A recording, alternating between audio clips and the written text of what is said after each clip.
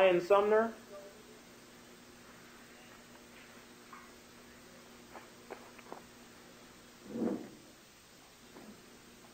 29D051510CM8800 will show the defendant has appeared on video for this initial hearing. Sir, did you hear and understand the advisal of rights and penalties? Yes. Have you received a copy of your charges? Yes. Have you read the charges? Yes. Do you understand the charges? No. What is it that you do not understand about the charges? I don't understand how protected free speech under the United States Constitution lands you in a cage.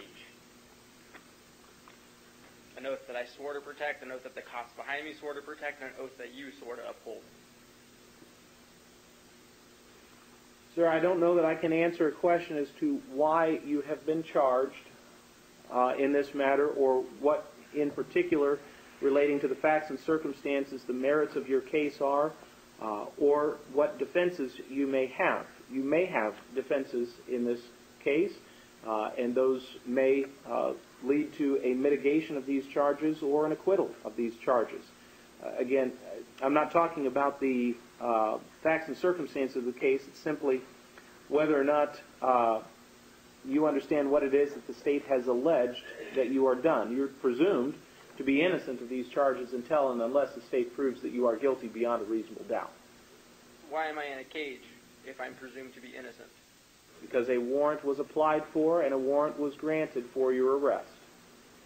Why wasn't a citation just sent out to let me know to appear in court?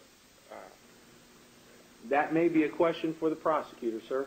That's not one that I can answer. As a sitting judge, you have the right to dismiss cases, correct? No, I do not. Oh, no, you don't have the right to dismiss any cases? No, sir. Cases are brought and dismissed solely by the discretion of the prosecutor.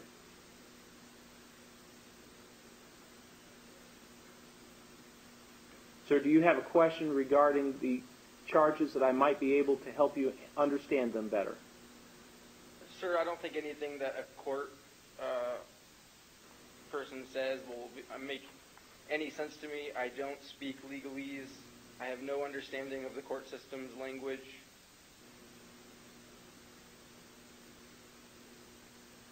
So do you have a specific question regarding the charges, sir?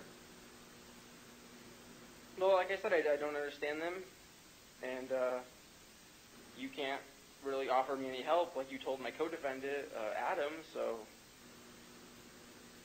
no.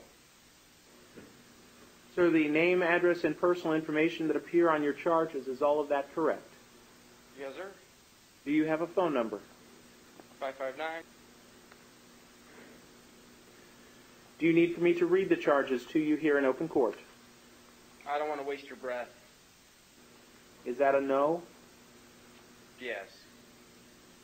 Sir, do you intend on hiring an attorney to represent you in this case? No. Are you asking the court to appoint an attorney for you? No. Are you intending on representing yourself in this case? 100%. Very well, sir. I may grant that request, but I need to make sure that you understand what you are doing when you do represent yourself in this case. First of all, sir, do you understand that you do have a right to be represented by an attorney at all stages of these proceedings, including trial and appeal, or if you simply wish to plead guilty? If I have the right to counsel by an attorney, why don't I have an attorney with me right now? As far as I know, you haven't hired one, nor have you requested one of the court. That's about the simplest answer that I can get for that. That was my only question about that at the time. Okay, do you understand that you do have a right to be represented by an attorney at all stages of these proceedings? Yes, sir.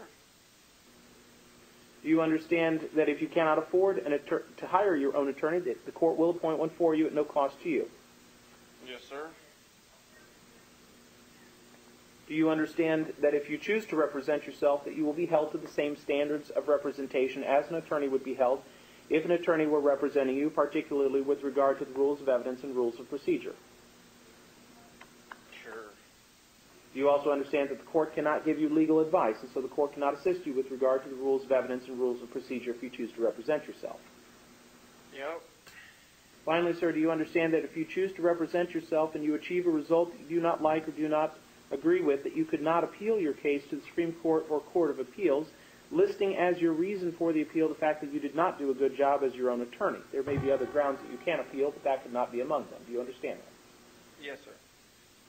Understanding all of that, sir, is it still your intention to waive your rights to an attorney and represent yourself in this matter? Yes, sir. Very well.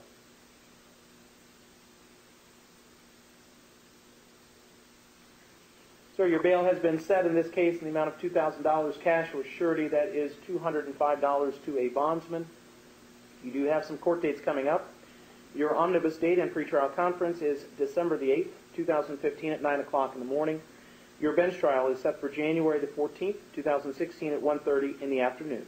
Do you understand those dates? Are those the same dates as Mr. Mueller? I believe that they are. Then yes, I understand those dates. Do you have any other questions? Oh, I'm a little curious as to why Hamilton County insists on wasting taxpayer dollars to prosecute adults who like to play with children's chalk. Might be a real good question at your trial, sir. I don't know that I can answer that question here today. For time, a waste of the people behind me's time, a waste of the facility that I'm being housed in. You know, I'm sure Bernie Sanders is a big fan of this hotel, but I, sir, am not, and I believe that it is criminal to hold somebody here who is actually not a physical threat to anybody else. Jails were built for chalkers. They're built for rapists, thieves, and murderers. And if you can sit behind that desk and justify locking somebody up for exercising their free speech, well, may God have mercy on your soul. I'll show that a not guilty plea is entered on your behalf. That'll be all for today.